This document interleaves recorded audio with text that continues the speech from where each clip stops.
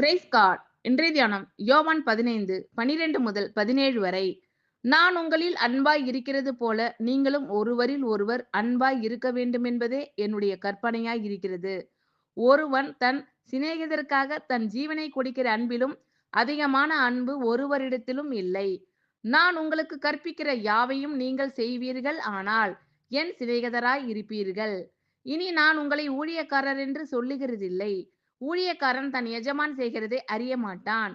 நான் உங்களை சிநேகிதர் என்றேன். ஏனெனில் என் பிதாவினிடத்தில் நான் கேள்விப்பட்ட எல்லாவற்றையும் உங்களுக்கு அறிவித்தேன். நீங்கள் என்னை தெரிந்து கொள்ளவில்லை, நான் உங்களை தெரிந்து கொண்டேன்.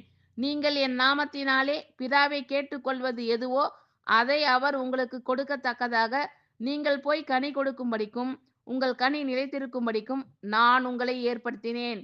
நீங்கள் ஒருவரில் ஒருவர் அன்பாய் இருக்க வேண்டுமென்றே இவைகளை உங்களுக்கு கற்பிக்கிறேன். ஆமென். Thank you Lord.